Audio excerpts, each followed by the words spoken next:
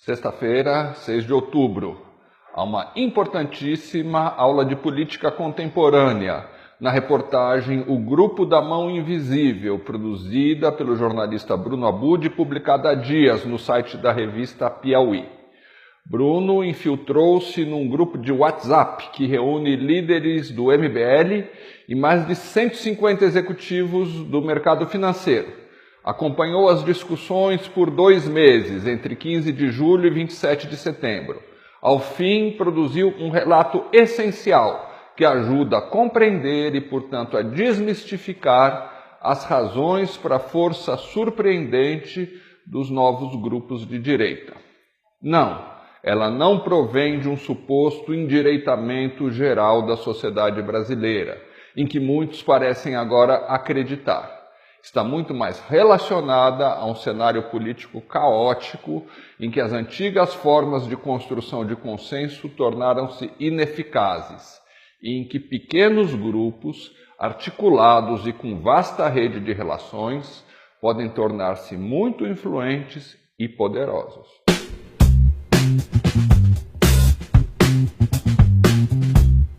Das 685 páginas de diálogos que Bruno Abud examinou, sobressaem 4 grandes conclusões. Primeira, também à direita, os partidos políticos perdem a centralidade cada vez mais. A reportagem mostra como o MBL tenta parasitar e puncionar o PSDB. Velhos líderes como Aécio, Serra, Alckmin são tratados com desprezo. A ideia é deixar esse povo podre afundando e trazer a galera mais jovem e liberal, diz Kim Kataguiri. O mais importante não é isso. Os diálogos mostram principalmente que enquanto a máquina paquidérmica dos tucanos está paralisada em disputas internas e tem foco obsessivo nas instituições, um grupo militante, livre do peso da relação com o Estado, é capaz de formular projetos políticos, estratégias, táticas, alianças de curto e longo prazo, captação de recursos. Segundo, a construção política do MBL é bastante sofisticada, ainda que totalmente escorada em cinismo, como veremos a seguir. O grupo busca articular, com vistas às eleições do ano que vem, uma aliança entre 4 grandes atores. A aristocracia financeira, apelidada eufemisticamente de economia moderna, o agronegócio e sua enorme bancada parlamentar, o fundamentalismo religioso, igualmente poderoso no Congresso, e os grupos estridentes de militância da nova direita, à frente dos quais o próprio MBL. Seu projeto essencial é o neoliberalismo extremo, a distopia global propagada pela Rede Atlas e financiada por bilionários como os irmãos Koch. Significa devastar as instituições públicas, privatizar quase tudo, porém atenção, preservando as 2 faces mais cruéis do Estado, o aparato repressivo e o pagamento de juros à aristocracia financeira. É sintomático, aliás, que o grupo de WhatsApp vazado por Piauí tenha sido constituído com o objetivo de estabelecer uma aliança entre o MBL e os nababos do mercado financeiro. Terceiro, no entanto, e aqui começam a surgir a hipocrisia e também as brechas, esse objetivo não pode ser declarado. Os líderes do MBL foram sistematicamente escrachados em suas próprias redes sociais quando defenderam há alguns meses a contra-reforma da Previdência. Ficaram sem discurso, perderam as ruas. Daí surgiu uma espécie de fuga para frente, um giro até agora bem-sucedido. O grupo esqueceu o apoio que deu a Temer, o presidente mais odiado da história do país. Enfiou a viola do ultraliberalismo no saco e tenta recuperar sua capacidade de influência apropriando-se das pautas do fundamentalismo evangélico. As ações que desencadeia para isso são claramente provocativas, concebidas como operações de puro marketing. O MBL não volta-se, por exemplo, contra as novelas da Globo, que estão repletas de nudez, relações homoafetivas e sexo. Prefere atacar exposições artísticas, refinadas, porém não populares.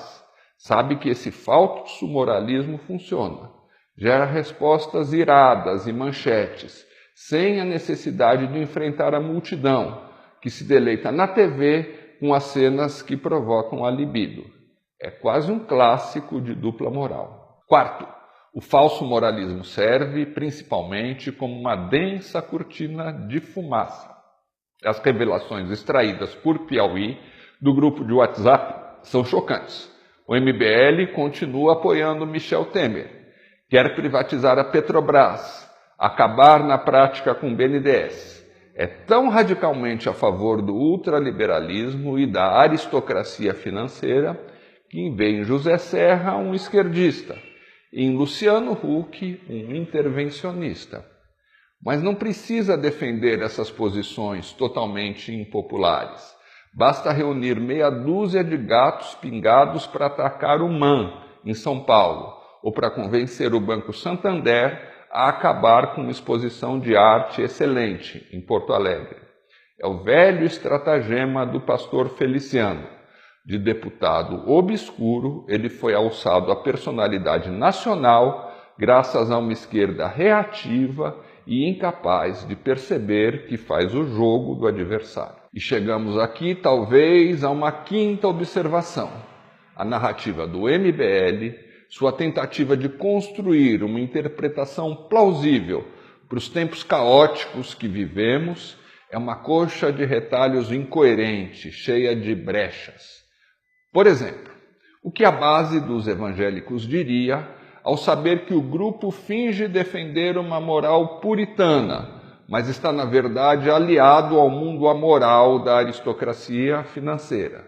E muito mais, que deseja destroçar a saúde e a educação públicas para que os mais ricos continuem sugando o Estado. No fundo, tanto o MBL quanto o Bolsonaro, os dois grandes riscos contemporâneos com que nos deparamos, surfam num vazio, o de uma esquerda ausente, que perdeu a capacidade de imaginar o futuro.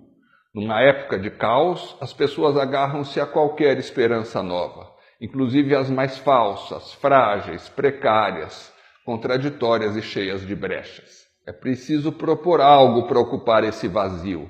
Que projeto para as periferias? Que reforma política que estabeleça mecanismos de democracia direta e reduza os poderes da casta parlamentar?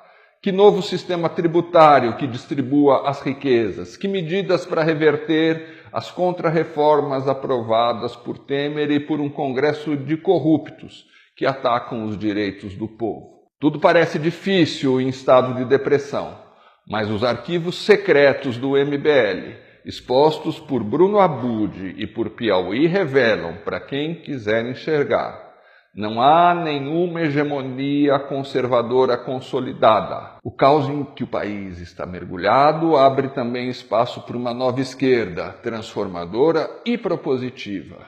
Mas quem estará disposto a construí-la?